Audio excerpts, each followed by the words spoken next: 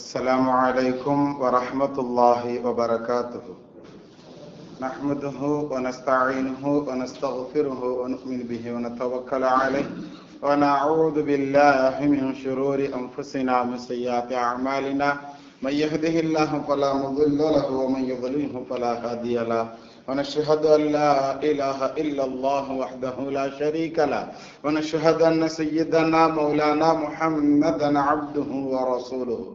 قال الله تعالى في القرآن العظيم والفرقان المجيد: أعوذ بالله من الشيطان الرجيم بفضل بسم الله الرحمن الرحيم. يؤتي الحكمة من يشاء ومن يؤت الحكمة فقد أوتي خيرا كثيرا وما يذكر إلا أولي الألباب. قال نبينا صلى الله عليه وسلم: الحكمة ضالة المؤمن، أو كما قال عليه الصلاة والسلام وتسليم. صدق الله المولانا العلي العظيم، صدق النبي صلى الله عليه وسلم. رب اشرح لي صدري ويسر لي أمري واحلل عقدة من لساني يفقهوا قولي. سبحانك لا علم لنا إلا ما علمتنا إنك أنت العليم الحكيم. புகழ் அனைத்தும் அல்லாஹ்விற்கே சொந்தம்.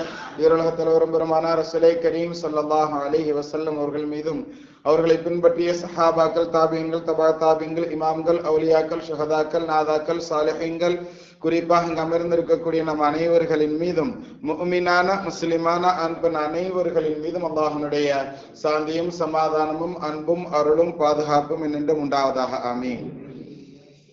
1446வது ஹிஜ்ரி ஆண்டு 10வது மாதமான ஷவ்வாலுடைய மாதம் இது. 3வது ஜும்மாவிலே நாம் அமர்ந்திருக்கிறோம். அல்லாஹ் தஆலா இந்த ஜும்மாவினுடைய அனைத்து நலன்களையும் அடைந்து கொண்ட நல்லவர்களாக நம் அனைவர்களையும் அல்லாஹ் கபூல் செய்வானாக. அல்லாஹ் தஆலா நம் அனைவர்களுக்கும் நோயற்ற வாழ்வை நசீபாக்கி தருவானாக. நல்ல மனைவி மக்களை நசீபாக்கி தருவானாக. ஆஸ்பத்திரிகளுடைய செலவுகள் சிரமங்களை விட்டு அல்லாஹ் காத்தருள் புரிவானாக. திடீர் மரணங்களை விட்டு அல்லாஹ் காத்தருள் புரிவானாக. கலிமாவை சொல்லி லா இலாஹ இல்லல்லாஹ் முஹம்மதுர் ரசூலுல்லாஹ் என்ற கலிமாவை மொழிந்து அவனை சந்திக்கக்கூடிய பாக்கியவான்களில் அல்லாஹ் நம் அனைவர்களையும் கபூல் செய்வானாக. பிஹத்தி சய்யிதினா வ ஆலி சய்யிதினா முஹம்மதின் ஸல்லல்லாஹு அலைஹி வஸல்லம். கண்ணியமானவர்களே, சென்ற வாரத்துல தொழுகை சம்பந்தமான சில செய்திகள் நமக்கு மத்தியில நாம முதாக்கரா செய்தோம். இன்றைய தினத்தினுடைய ஜும்மாவுல சில இல்முகள் சம்பந்தமாக, சில கல்வி சம்பந்தமான முதாக்கரா. அல்லாஹ் தஆலா குர்ஆன் ஷரீஃப்ல ஒரு வசனத்துல இப்படி சொல்வான்: யுத்தில் ஹிக்மத மன் யஷா, தான் நாடியவர்களுக்குத்தான் அந்த கல்வி என்ற ஹிக்மத் அப்படிங்கிறத நாம கொடுப்போம் அப்படின்னு அல்லாஹ் சொல்றான். யுத்தில் ஹிக்மத மன் யஷா, நாம் நாடியவர்களுக்குத்தான் அந்த ஹிக்மத் என்ற கல்வியை கொடுப்போம். வமன் யுத்தல் ஹிக்மத ஃபகத் ஊதிய கைரன் கஸீரா, எவருக்கு அந்த ஹிக்மத் என்ற கல்வி கொடுக்கப்பட்டு விட்டதோ அவருக்கு அனைத்து விதமான நலவுகளும் கொடுக்கப்பட்டவர் என்பதாக அல்லாஹ் தஆலா தன்னுடைய குர்ஆன் ஷரீஃப்ல இந்த வசனத்தை சொல்லி தருவான். கண்ணியவான்களை, இது சூரா பக்ரால இடம்பெறக்கூடிய ஒரு வசனம். ஆக இந்த துனியால நமக்கு எல்லாமே வேணும்னு நினைக்காதவங்க யாரும் உண்டா? யாருமே கிடையாது. எல்லாமே வேணும்னு நினைக்கிறவங்க தான் எல்லாருமே இருக்கிறோம், அப்படித்தானே? எல்லாமே வேணும்னு நினைக்கிறவங்க தான் எல்லாருமாக இருக்கிறோம். கண்ணியவான்களை, அந்த எல்லாமே வேணும் அப்படின்னு சொன்னா ஹிக்மத் அப்படிங்கிற அந்த ஞானம் என்ற அந்த இல்மு, அந்த கல்வி கிடைப்பதற்கு நாம முயற்சி செய்யணும். செய்யலாமா இன்ஷா அல்லாஹ்? அந்த ஹிக்மத்னா என்ன அப்படிங்கிறத பத்தி நாம இன்றைய தினத்துல கொஞ்சமாக தெரிந்து கொள்ளலாம். அல்லாஹ் அமல் செய்யக்கூடிய பாக்கியவான்களில் உங்களையும் நம்மையும் கபூல் செய்வானாக. ஆமீன். கண்ணியமானவர்களை, ஹிக்மத் அப்படின்னு சொன்னா நபி ஸல்லல்லாஹு அலைஹி வஸல்லம் அவர்களுக்கும் சரி, அல்லாஹ் தஆலா குர்ஆன் ஷரீஃப்ல தன்னை பற்றி சொல்லும் பொழுதும் சரி, எங்கெங்கெல்லாம் அல்லாஹ் தன்னை பத்தி நிச்சயமாக அல்லாஹ் இப்படிப்பட்டவனாக இருக்கிறான், பார்க்கக்கூடியவனாக இருக்கிறான், கேட்கக்கூடியவனாக இருக்கிறான், நீங்க செய்யறது எல்லாத்தையும் நோட்டம் பார்த்துக்கிட்டே இருக்கிறான் அப்படின்னு சில இடங்கள்ல அல்லாஹ் தன்னை பற்றி சொல்லி கொண்டே இருக்கிற இடங்கள்ல, பெரும்பகுதியான இடங்கள்ல ஹக்கீம்ங்கிற வார்த்தையை சொல்லுவான். ஹக்கீம், நுட்பசாலி அப்படின்னு தமிழ்ல சொல்றதாக இருந்தா மதிநுட்பவாளி அப்படின்னு அர்த்தம். எதா இருந்தாலும் நேரம் பார்த்து தட்டுற இடத்துல தட்டினா திறக்குன்னு சொல்லுவோம் பாருங்க, அந்த மாதிரி உண்டான வார்த்தைக்கு, அந்த வார்த்தைக்கு உண்டான சொந்தக்காரர் அப்படின்னு சொல்லலாம். அப்படிப்பட்ட ஹக்கீம், அதுல இருந்து வர்றதா ஹிக்மத் அப்படிங்கிறது. ஹிக்மத்னா அது ஒரு தனி விதமான ஞானம். யாரை எப்படி ஹேண்டில் பண்ணணும், யார்கிட்ட எப்படி நடந்துக்கிடணும், எதை எப்படி படிக்கணும், எதை எப்படி படிச்சா நல்லது, இது போன்ற விஷயங்களை எல்லாம் தெரிந்து கொள்வதற்கு பெயர் தான் ஹிக்மத், ஹக்கீம் என்பதாக சொல்வார்கள். கண்ணியத்திற்குரியவர்களே, இப்படிப்பட்ட ஹிக்மத் அப்படிங்கிறது எவருக்கு கொடுக்கப்பட்டு விட்டதோ அவர் இந்த துனியால உண்டான அனைத்தும் கொடுக்கப்பட்டவர் என்பதாக அல்லாஹ் சொல்கிறான். கண்ணியமானவர்களை, இப்படிப்பட்ட ஹிக்மத்துங்கிறத நம்மளுடைய பிள்ளைகளுக்கு நாம் கற்றுக் கொடுக்கிறோமா, நாம் கத்திருக்கிறோமா அப்படிங்கிறதெல்லாம் நாம் என்ன செய்வோம் என்ற தினத்துல தெரிந்து கொள்ளும். நபி ஸல்லல்லாஹு அலைஹி வஸல்லம் அவர்கள் தங்களுடைய ஹதீஸ் ஷரீஃப்ல அருமையாக ஒரு செய்தியை சொல்லுவாங்க. அல் ஹிக்மத்து ضالத்துல் முஃமின். ஹிக்மத் அப்படிங்கிற இந்த ஞானம் இருக்கிறத, இந்த கல்வி இருக்கிறத, இது எப்படிப்பட்டதுன்னு சொன்னா ஏற்கனவே சொல்ற செய்தி தான். அரபியர்கள்ல பெரும்பகுதி உதாரணமா சொன்னாங்கன்னா ஒட்டகத்தை தான் வச்சு உதாரணமா சொல்லுவாங்க. யாரோடு எந்த பழக்கம் அதிகமாக இருக்கிறதோ அதோடு தான் அவர்களுடைய நேசமும் அதிகமாக இருக்கும். அல்லாஹ் என்ன செய்வான்னு சொன்னா, பனு இஸ்ரவேலர்களை பத்தி சொல்லும் பொழுது அவர்களுக்கு மாட்டு மேல ரொம்ப பிரியங்கிறதுனால மாட்டைய எந்த அளவுக்கு அவங்களுடைய உள்ளத்துல பிரியமாக வச்சிருந்தாங்கிறத பத்தி அல்லாஹ் சொல்லும் போது அவங்கள்ட்ட உண்டான அந்த இறை மரப்பின் காரணத்தினால அந்த காளைக்கன்றின் மீது உண்டான பாசம் அவர்களுடைய உள்ளங்களில் ஊற்றப்பட்டு இருந்தது அப்படின்னு அல்லாஹ் சொல்லுவாங்க. அது மாதிரி அரபியர்களுடைய பாச நேசம்லாம் ஒட்டகத்தோடு சார்ந்ததாக இருக்கும். ஏன்னா அவங்க எந்த ஒரு சின்ன வேலைக்குனாலோ அல்லது பெரிய மூட தூக்குறதா இருந்தாலும், பெரிய சுமை சுமப்பதாக இருந்தாலும் எல்லாத்துக்குமே அந்த ஒட்டகத்தை பயன்படுத்துவாங்க. இன்னொன்னு, பணக்காரர்களாக இருப்பவர்கள் மட்டுமே அவர்களுக்கு சொந்தமானதாக ஒட்டகம் இருந்தது அப்படிங்கிறதுனால ஒட்டகம் வைச்சிருக்கிறத ஒரு கண்ணியமாகவும் கருதுனாங்க. அப்படிங்கிறதுனால ஒட்டகத்தின் மீது இயல்பாகவே அவர்களுக்கு, அரபியர்களுக்கு தீனுல் இஸ்லாம் வர்றதுக்கு முன்னாடியே அவங்களுடைய உள்ளத்துல ஒரு ஈர்ப்பு இருந்தது அப்படிங்கிறது யதார்த்தமான விஷயம். அதை புலப்படுத்தும் முகமாக நபி ஸல்லல்லாஹு அலைஹி வஸல்லம் இப்படி சொல்லுவாங்க. அதாவது ஒட்டகத்துல தனக்கு தேவையான எல்லா பொருட்களையும் வச்சு ஒரு ஆள் என்ன செய்யறாரு, பயணம் போறாரு. பயணம் போறதுக்கு என்னென்ன தேவை? இப்ப நம்ம எங்கேயாவது ஒரு ஊருக்கு போறோம், 2 நாள் பயணம் போறோம் அப்படின்னு சொன்னா நமக்கு தேவையான பேஸ்ட், பிரஷ், துண்டு, ஒரு மாற்று உடுப்பு எல்லாமே எடுத்து வச்சிருப்போம் இல்லையா? இது மாதிரி அவங்க பயணம் போறது அப்படின்னு சொன்னா சாதாரண பயணமாக இருக்கா, குறைஞ்சது 15 நாள். அந்த மாதிரி ஒண்ணு வியாபாரத்துக்குன்னு போறாங்க அப்படின்னு சொன்னாலே கிட்டத்தட்ட 1 மாத காலங்கள் அவர்களுடைய பயணங்களுடைய தூரம் இருக்கும். போறதுக்கு 15 நாள், வர்றதுக்கு 15 நாள். அங்க போய் வியாபாரம் செய்யறது 2 நாள் தான் வியாபாரம் பார்ப்பாங்க. இந்த நாட்டுல இருக்கக்கூடிய பொருட்களை எடுத்துட்டு போய் அங்க வைப்பாங்க, அங்க கிடைக்கிற நல்ல பொருட்களை கொண்டு வந்து இந்த நாட்டுல வைப்பாங்க. இதுதான் அவர்களுடைய வியாபாரம். பண்ற மாட்டு முறைதான் அந்த காலத்தினுடைய வியாபாரமாக இருந்தது.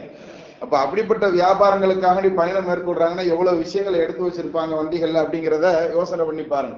இப்ப அது மாதிரி உண்டான தங்களுடைய ஒட்டகத்துல எல்லா பொருட்களையும் ஏற்றி வச்சு ஒரு ஆள் கொண்டு போறாரு. போற இடத்துல அசந்து தூங்குறாரு. தூங்குற நேரத்துல ஒட்டகம் காணாம போயிருச்சு அப்படின்னு சொன்னா எப்படி இருக்கும் அவருடைய மனநிலை அப்படிங்கறத கொஞ்சம் யோசிச்சு பாருங்க. இந்த உதாரணத்தை நபி ஸல்லல்லாஹு அலைஹி வஸல்லம் அவர்கள் 2 இடங்கள்ல நமக்கு சொல்லுவாங்க. நமக்கு இந்த இடத்துல இது ஒரு உதாரணத்தை நாம பார்ப்போம். அப்ப அப்படி காணாமல் போன ஒட்டகம் தேடி தேடி அழுத்து போய் திரும்ப என்ன செஞ்சிடறாரு, ஒரு நிலையில ஒதுங்கிடுறாரு, கொஞ்சம் படுத்துறாரு. எழுந்து பார்க்கும் பொழுது அவருக்கு அந்த ஒட்டகம் திரும்ப கிடைச்சா அவர் எவ்வளவு சந்தோஷப்படுவார். இந்த சந்தோஷத்திற்கு ஒப்பாக நபி ஸல்லல்லாஹு அலைஹி வஸல்லம் என்ன செய்வாங்க, ஒரு விஷயத்த சொல்லுவாங்க. அல்லாஹ் இதை விட பன்மடங்கு சந்தோஷப்படுகிறான் பாவம் செய்து விட்ட அடியான் மன்னிப்பு கேட்கும் போது அப்படின்னு ஒரு இடத்துல சொல்லுவாங்க. இன்னொரு இடத்துல நபி ஸல்லல்லாஹு அலைஹி வஸல்லம் இன்னைக்கு நமக்கு தேவையான செய்தியை சொல்லுவாங்க. எப்படின்னு சொன்னா, அந்த காணாமல் போன தனது ஒட்டகத்தை அடைந்து கொள்வதற்கு அந்த முதலாளிக்கு எவ்வளவு உரிமை இருக்கிறதோ மற்றவனுக்கு யாருக்கு உரிமை உண்டா? உரிமை கிடையாது தானே. அந்த ஒட்டகத்திற்கு சொந்தக்காரன் யாரோ அவனுக்கு தானே முதல் உரிமை. அப்ப அந்த ஒட்டகத்திற்கு சொந்தக்காரனுக்கு எப்படி முதல் உரிமை உண்டோ அது போன்றுதான் கல்வி என்பது. ஹிக்மத் என்ற இந்த ஞானம் என்ற கல்வி இருக்கிறது. இதுக்கு ஒரு மனிதனுக்கு சொந்தமான காணாமல் போன ஒட்டகம் போன்று அது எங்கு கிடைத்தாலும் அதனை அவன் அடைந்து கொள்ளட்டும் அப்படிங்கிறது நபி ஸல்லல்லாஹு அலைஹி வஸல்லம் சொல்லி தருவாங்க. அல் ஹிக்மத்து ضالத்துல் முஃமின். ضال அப்படிங்கிறது அதை காணாமல் போன ஒட்டகத்துக்கு பயன்படுத்தக்கூடிய ஒரு வாசகம். அது அதாவது தனது காணாமல் போன ஒட்டகத்தை எங்கு பார்த்தாலும் எப்படி எடுத்துக்கொள்வானோ அது போன்ற கல்வி என்ற இந்த ஹிக்மத் என்ற ஞானம் எங்கு கிடைத்தாலும் அதனை அவன் அடைந்து கொள்ளட்டும் அப்படிங்கறத நமக்கு நபி ஸல்லல்லாஹு அலைஹி வஸல்லம் சொல்லி தர்றாங்க கணவான்களை. ஆக ஹிக்மத்துங்கிற இந்த ஞானம் எங்கு கிடைத்தாலும் அதனை நாம் அள்ளிக்கொள்ள வேண்டும். சஹாபாக்கள் அலி நாயகர் ரலியல்லாஹு தஆலா அன்ஹு சொல்லுவாங்க, எனக்கு ஒரு எழுத்தை ஒருவர் கற்றுக் கொடுப்பதாக இருந்தாலும் அவர் எனக்கு உஸ்தாது தான் அப்படிங்கிற செய்தியை நமக்கு சொல்லி தருவாங்க. சோ அவங்கெல்லாம் ஹிக்மத்னா என்ன, கல்வினா என்னங்கிறது நல்லா விளங்கி இருந்தாங்க. அதனாலதான் கல்வியின் பட்டணமாக நபி இருந்தாலும் அதனுடைய தலைவாயிலாக அலிநாயகம் ரலியல்லாஹு தஆலா இருக்கிறாங்கிற அவ்வளவு பெரிய புகழுக்கு சொந்தக்காரராக என்ன செஞ்சிருக்கிறாங்க, நபிகள் நாயகம் ஸல்லல்லாஹு அலைஹி வஸல்லம் அவர்களின் மூலமாகவே சொல்லப்பட்டிருக்கிறாங்கன்னா இது போன்ற கல்வியின் மீது உண்டான தாக்கம் தான் அது போன்ற வார்த்தைகளை நபி அவர்களையே சொல்ல வைத்திருக்கிறது என்பதாக நாம் விளங்க முடியும் கண்ணியவான்களை. ஆக கல்வி அப்படிங்கிறது இருக்கிற ரொம்ப ரொம்ப ஒரு சிறப்பான விஷயம். நாம் சென்ற வாரங்கள்ல கூட நம்ம தொழுகை சம்பந்தமான சில விஷயங்கள் நமக்கு மத்தியில பேசணும் இல்லையா? அப்ப அந்த தொழுகை போன்ற விஷயங்களில் கூட எதை செய்யணும் எதை செய்யக்கூடாது, இது கூட கல்விகளிலேயே பிரதானமான கல்வி. ஒரு மனிதர் தீனுல் இஸ்லாத்துக்குள்ள வர்றாரு அப்படின்னு சொன்னா வந்த உடனே அவருக்கு ஃபர்ஸ்ட் கடமை என்னன்னு சொன்னா ஜக்காத்து கடமையாகுமான அது அவர் செல்வந்தராக இருக்கணும். அவர் இஸ்லாத்துல ஏற்றதுல இருந்து அடுத்த வருடம் வரைக்கும் அவரிடத்துல அந்த செல்வம் நிலைத்து இருக்கணும். அப்பதான் 2வது வருஷம் தான் அவருக்கு என்ன செய்யும், ஜக்காத்துங்கிறது கடமையாக ஆகும். ஒரு வருடம் முழுவதும் அவர்கிட்ட அந்த பொருள் இருந்திருந்தால் மட்டும்தான் அவருக்கு ஜக்காத்து கடமை. இப்பதான் ஒரு இஸ்லாத்துக்குள்ள வராம அவர் உடனே ஜக்காத்து அவர் மேல கடமையாக தான் அடுத்த வருஷம் தான் அவர் ஜக்காத்து கொடுக்கணும். நோன்பும் அப்படித்தான். இப்ப ஷவ்வால்ல இப்ப ஒரு ஆள் இஸ்லாத்துக்குள்ள வர்றாருன்னு சொன்னா இவருக்கு இப்ப போன ரம்ஜான் அவர் மேல கடமை இல்லை, இனிமேல் வர்ற ரம்ஜான் தான் அவர் மேல என்ன கடமை. ஆனால் தொழுகை என்பது அப்படி அல்ல. தொழுகை என்பது இஸ்லாத்துக்குள்ள இப்ப அசர்ல வர்றாருன்னு சொன்னா அசரனுடைய நேரம் முடிவதற்குள்ளேயே வந்துட்டாருன்னா அந்த அசரனுடைய டைம் முடியறதுக்குள்ள அவர் அசரை தொழுது ஆகணுங்கிறது அவர் மேல கடமை. மகரிபனுடைய நேரத்துல ஒரு தீன் இஸ்லாத்துக்குள்ள வர்றாரு அப்படின்னு சொன்னா அந்த மகரிபனுடைய நேரம் கடந்து செல்வதற்குள்ளாக அவர் மகரிபை தொழுது விடுவது அவரின் மீது கடமை. கடமைன்னு சொன்னா கட்டாயம் செஞ்சே ஆகணும்னு அர்த்தம், விளங்கிக்கோங்க. எனக்கு தெரியல அப்படின்னு சொல்லி என்ன செஞ்சிட முடியாது, தப்பிக்க முடியாது. அந்த தொழுகைக்கு உண்டான விஷயத்திற்கு அந்த கேள்வி கணக்கிற்கு பதில் சொல்லாமல் நகலாது கால்கள் அப்படிங்கிறத நாம விளங்கிக் கொள்ளணும் கண்ணியவான்களை. கியாமத் நாளில் கேட்கப்படக்கூடிய கேள்விகளின் முதல் கேள்வி தொழுகையை பத்தி தான் நம்ம என்ன செஞ்சிருக்கிறோம், தெரிந்திருக்கிறோமா இல்லையா? ஹைர் அல்ஹம்துலில்லாஹ். ஆனால் இது போன்ற விஷயங்களை நாம படிச்சுக்கிறது எங்க போய் படிக்கிறது? இப்ப நம்ம மதரசால இப்ப நம்ம மேல சிறு பிள்ளைகளுக்கு நாம என்ன செய்யறோம், மக்தபு மதரசா நடத்துறோம் இல்லையா? வந்த உடனே பிள்ளைகளுக்கு எல்லாம் எப்படி உது செய்யறதுங்கிற பாடம் சொல்லிடுவோம். எப்படி குரான் ஓதணுங்கிறத கத்து கொடுத்துட்டோம்னு சொன்னா அலிபே குரான் எஸ்ரல் குரான் தான் முதல் சொல்லி கொடுப்போம். எப்படி ஆரம்பிக்கணும், என்ன ஓதணும், இதை இந்தந்த எழுத்துக்களை எப்படி உச்சரிக்கணுங்கிறத சொல்லி கொடுப்போம். அது முடிஞ்ச உடனே அப்படியே குரான் எடுத்து கையில கொடுத்துட மாட்டோம். குரானை கொடுக்கறதுக்கு முன்னாடி, குரானை ஆரம்பிக்கிறதுக்கு முன்னாடி பிள்ளைகளுக்கு உண்டான தர்த்தீப் என்னன்னா தொழுகை விஷயத்தை எல்லாத்தையும் அவங்களுக்கு சொல்லி கொடுக்குறேன். தொழுகை விஷயத்தை எந்த பிள்ளைங்க கரெக்டா சொல்லி முடிக்கிறானோ அவனுக்கு தான் குரானை 2வது நாம என்ன செய்வோம், கையில கொடுப்போம். கண்ணியத்திற்குரியவர்களை, தொழுகையினுடைய விஷயங்கள் அவ்வளவு இம்பார்ட்டன் ஆனது, முக்கியமானது. பெரும்பகுதி நம்ம மதரசால இந்த ரம்ஜான்ல ஒரு நண்பர் வந்து சொன்னாரு, அஜர்த்து முதல் ரம்ஜான் அன்னைக்கு நான் தொழுதுகிட்டு இருந்தேன். தொழுகும் போது வித்திரு தொழுகையில நான் என்ன செஞ்சேன், இமாம் வந்து தக்பீர் கட்டினாங்க. ருக்குக்கு முன்னாடி 3வது ரக்காத்துல தக்பீர் கட்டுவோம் இல்லையா, குனூத் ஓதுறதுக்கு. குனூத் ஓதுறதுக்கு அவர் அல்லாஹ் அக்பர் சொன்னார். நான் ருக்குக்கு போயிட்டேன். ருக்குக்கு போன உடனே பக்கத்துல இருந்து சின்ன பையன் சிரிச்சுட்டான் அஜர்த்து அப்படின்னு சொன்னாரு. யார் அந்த பையங்கிறத விசாரிக்கும் போது நம்ம தெரிஞ்சுக்கிட்டோம் எந்த பிள்ளை அது அப்படிங்கிறது. ஏன்னா அந்த ரம்ஜானுக்கு 2 நாளைக்கு முன்னாடி தான் நம்ம மதரசா லீவ் விட்டோம். அன்னைக்கு தான் நான் என்ன செஞ்சிருந்தேன், வித்திரு தொழுகனா என்ன, வித்திரு தொழுகை எப்படி தொழுகணும் அப்படிங்கிற அந்த செய்திகளை நம்ம சொல்லி கொடுத்துருந்தோம். அப்போ ருக்குவுக்கு முன்னாடி அல்லாஹ் அக்பர்னு தக்பீர் கட்டிட்டு குனூத் ஓதிட்டு குனூத் ஓதி முடிச்சதற்கு பின்னாடி தான் அல்லாஹ் அக்பர் சொல்லி ருக்கு வச்சுன்னு சொல்லி கொடுத்துருந்தோம். இது ஒரு பெரியவங்க அதை கவனக்குறைவாக அவங்க ருக்குவுக்கு போயிட்டாங்கன்னு அந்த சின்ன பையன் என்ன செஞ்சுட்டான், சிரிச்சுட்டான். புரியுதுங்களா? இது நம்ம மட்டுமல்ல, இது உதாரணத்துக்காக சொல்லக்கூடிய விஷயம். அவர் என்னுடைய நண்பருங்கிறதுனால அந்த விஷயத்தை நான் உங்களோட நான் செஞ்சுக்கிறேன், ஷேர் பண்ணிக்கிறேன். ஆனால் இது போன்ற எல்லா தொழுகைகள்லையும் ஏதாவது ஒரு விஷயம் யாருக்காவது எவ்வளவு பெரிய வயதானவர்களாக இருந்தால் நாம் தெரியாதவர்களாகத்தான் இருந்து கொண்டு இருக்கிறோம். கண்ணியத்திற்குரியவர்கள் நம்ம எல்லாம் தெரிஞ்சுக்கிறதுக்கு முயற்சி பண்ணணும். ஆனா தெரிந்து கொள்வதற்குண்டான ஆர்வங்கள் கேட்டா எதுவும் தப்பா நினைச்சுக்கிடுவாங்களோ அப்படிங்கிற அந்த மனப்பான்மையை என்ன செய்வாங்கன்னா சைத்தான் எல்லாருடைய மனசுலையும் ஏற்படுத்துவான். வந்து அந்த இமேஜ் அந்த விஷயத்தை தான் நம்ம இவ்வளவு வயசாகிட்டோம், இதை போய் அச்சரத்திட்ட கேட்டோம் சொன்னா ஒரு நாளைக்கு இது மாதிரி பயான்ல சொல்லிடுவாங்கலாம் நினைக்காதீங்க, பயப்படாதீங்க. தாராளமா என்ன சந்தேகமாக இருந்தாலும் மார்க்கம் சம்பந்தப்பட்ட, தீனுல் இஸ்லாம் சம்பந்தப்பட்ட, அதிலும் குறிப்பாக தொழுகை போன்ற வணக்க வழிபாடுகள் சம்பந்தப்பட்ட எந்த விஷயங்களாக இருந்தாலும் யாரை பார்த்தால் இறைவனுடைய ஞாபகம் உங்களுக்கு வருமோ அவர்களிடத்துல முதல்ல கேட்டு தெரிஞ்சுக்கிறதுக்கு நீங்க முயற்சி பண்ணுங்க. இது நபி ஸல்லல்லாஹு அலைஹி வஸல்லம் அவர்கள் கற்றுத்தந்த முறைகள்ல ஒண்ணு.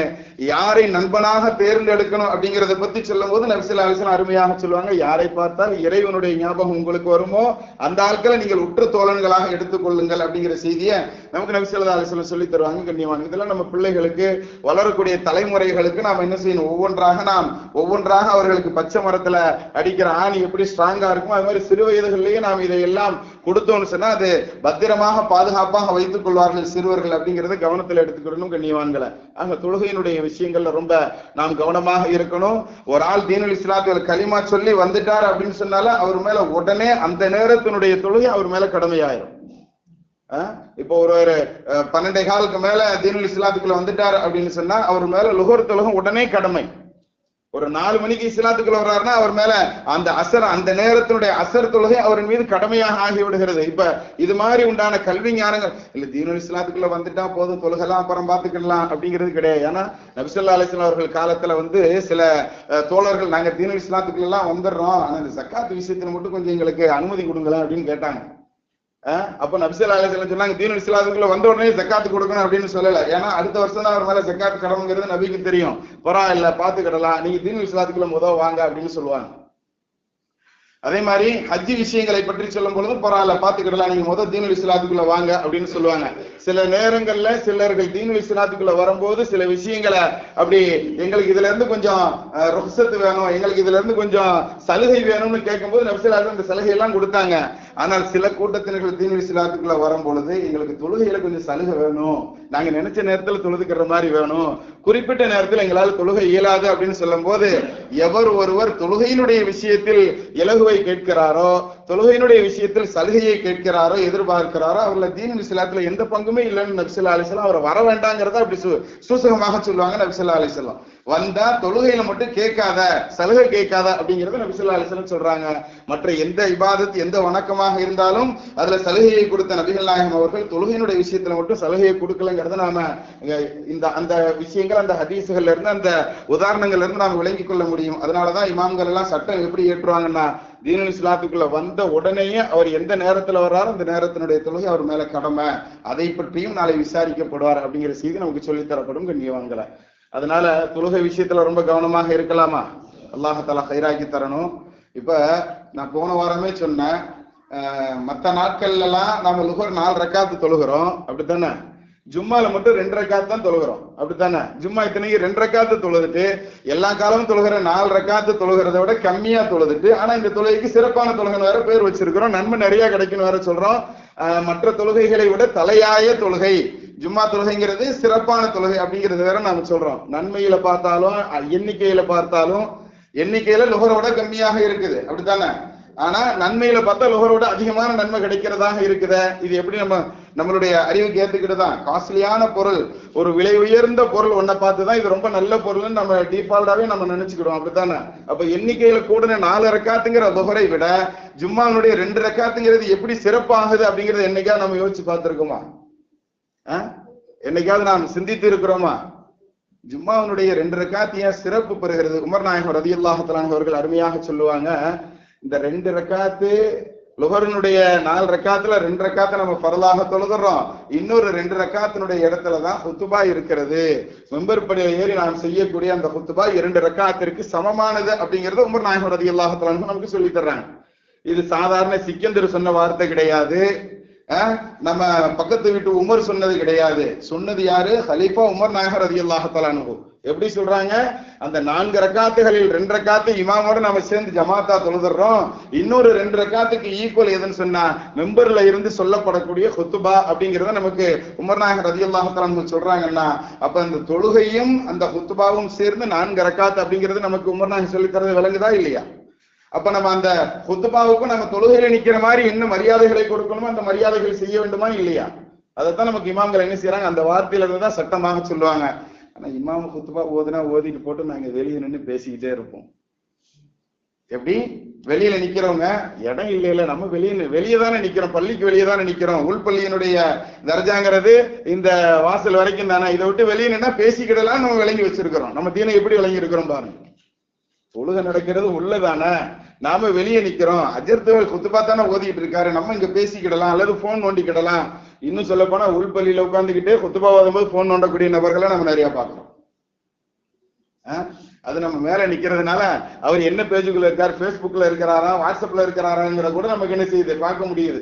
அந்த அளவுக்கு உண்டான சூழல்கள்ல தான் நாம் தீனை என்ன செஞ்சு வச்சிருக்கிறோம், விளங்கி வச்சிருக்கிறோம். ஆனா உமர் நாயகம் ரலியல்லாஹு தஆலா சொல்றாங்க, உங்களுடைய இமாம்கள் சட்டமாக என்ன சொல்லி தர்றாங்க அப்படின்னு சொன்னா, 2 ரக்காத்து ஃபர்து ஜமாத்தோட தொழுதுறோம், இன்னொரு 2 ரக்காத்துக்கு பதிலாகத்தான் குத்துபா இருக்கிறது அப்படிங்கறத சொல்றாங்கன்னா, அந்த குத்துபால தொழுகையில நாம் எப்படி இருப்போமோ அது போன்று இருக்கணும். நம்மளுடைய நெஞ்சு அப்படிங்கிறது தொழுகையில கிப்லாவை விட்டும் திரும்ப கூடாது. நெஞ்சும் முகமும் என்ன செய்யணும், கிப்லாவை முன்னோக்கியே இருக்கணும். இப்ப இந்த சூழல்களை நாம நம்மளுடைய அமர்வுகளை அமைச்சுக்கிடணும். குத்துபா ஓதும் போதும் நபி ஸல்லல்லாஹு அலைஹி வஸல்லம் ஒரு ஹதீஸ்ல அருமையாக சொல்லுவாங்க, உங்க பக்கத்துல இருக்கிறவரை பார்த்து பேசிக்கிட்டே இருக்கிறாரு ஒரு குழந்தை, அல்லது வேற ஒருவர் வர்றவங்களுக்கு எல்லாம் சைகனை காட்டிக்கிட்டே இருக்காருன்னா அவரை பார்த்து அமைதியா இருந்து ஜாடை காட்டுவது கூட அவர் ஜும்மாவுடைய நன்மையை இழந்து விட்டாருங்கிறத நமக்கு நபி ஸல்லல்லாஹு அலைஹி வஸல்லம் சொல்லி தர்றாங்க. ஒருவர் உங்களுக்கு பக்கத்துல இருந்து பேசிட்டு இருக்காருன்னா பேசுறவரை பார்த்து பேசாதே என்று சொல்வதும் குற்றம் என்றால், அப்ப நாம என்னென்ன விஷயங்கள் வெளியே நின்று செய்யறோம் அல்லது உள்ள இருந்துகிட்டே செய்யறோம்னு சொன்னா, இது எப்படி நம்மளுக்கு நாம என்ன தீனை பத்தி விளங்கி இருக்கிறோம், தொழுகையை பத்தி என்ன விளங்கி இருக்கிறோம், ஜும்மாவை பத்தி என்ன விளங்கி இருக்கிறோம், கொஞ்சம் நம்மளுடைய முடிவுக்கு நான் கொண்டு வந்து விடுகிறேன். கண்ணியத்திற்குரியவர்களை, ரொம்ப கவனக்குறைவாக இருக்கிறோம் நாம். ஆனால் எல்லாம் தெரிஞ்ச மாதிரி நம்மளுடைய ஆக்டிவிட்டிஸ் எல்லாம் இருக்கும். எனக்கு தான் எல்லாம் தெரியும், நான் எல்லாம் தெரிந்தவன். இமாம் கசாலி ரஹ்மத்துல்லாஹி அலைஹி 4 விதமான மனிதர்களை சொல்லுவாங்க. அதுல 3 விதமான மனிதர்களை கூட எப்படியும் திருத்திடலாம், அவங்களை எப்படியும் அட்ஜஸ்ட் பண்ணிடலாம். ஆனா ஒருத்தருக்கா ரொம்ப டேஞ்சரான ஆளுன்னு சொல்லுவாங்க. எதுவுமே அவனுக்கு தெரியாது, ஆனா தனக்கு தான் எல்லாம் தெரியும்னு நினைச்சுக்கிட்டு இருப்பான். அவன் மட்டும் பார்த்தா பேசாதுன்னு சொல்லுவாங்க. அல்லாஹ் குர்ஆன்ல யாரை பார்த்து இதா காத்தபஹுமுல் ஜாஹிலூன காலு சலாமா, அதாவது அறிவியனர்களை கண்டால் நீங்கள் ஒதுங்கிக் கொள்ளுங்கள், அவர்களுக்கு சலாம் சொல்லிட்டு போயிருங்கன்னு அல்லாஹ் சொல்லுவான். அது யாரு அப்படின்னு சொன்னா, கசாலி ரஹ்மத்துல்லாஹி அலைஹி அங்க தங்களுடைய அந்த கிதாப்ல இஹ்யா உலுமுத்தீன்ல சொல்லி தருவாங்க. அந்த அறிவியனர்கள் யாருன்னு சொன்னா, எதுவுமே அவனுக்கு தெரியாது, ஆனா தனக்கு தான் எல்லாம் தெரியுங்கிறதா நினைச்சுக்கிட்டு இருப்பான். தனக்கு எல்லாம் தெரியும் நினைச்சுக்கிட்டு கொண்டு போய் எது சொன்னாலும் போடா எனக்கு தெரியாதா அப்படின்னு சொல்லுவான். அப்படித்தான் நினைத்து கொண்டிருப்பார்கள். இது நம்மள்கிட்ட இருக்கக்கூடிய ஒரு பெரிய பலகீனம். இந்த விஷயத்தை தான் ஷைத்தான் நினைச்சுவானா, எல்லோருடைய உள்ளத்திலும் நமக்கு தெரியாத விஷயமா அப்படிங்கறதான் கொண்டு வருவான். யாரை எப்படி வழிகெடுக்கணுங்கிறதுல ஷைத்தான் ரொம்ப தெளிவாக ரொம்ப சூதானமாக அவன் காயை நகர்த்தக்கூடியவன். அதுல இருந்து நாம பாதுகாப்பு பெறணும்னு சொன்னா, கல்வியை சரியான முறையில் கற்றுக்கொள்வோம், ஹிக்மத் என்ற அந்த ஞானத்தை சரியாக அடைந்து கொள்வோம், உலகத்தில் உண்டான மற்ற அனைத்து நமக்கு கிடைக்கும் என்பதை அல்லாஹ் அந்த வசனத்துல சொல்லி தருவான். அப்படிப்பட்ட பாக்கியவான்களில் அல்லாஹ் நம்மை கபூல் செய்வானாக. வஹக்க சய்யிதினா வ ஆலி சய்யிதினா முஹம்மதின் ஸல்லல்லாஹு அலைஹி வஸல்லம்.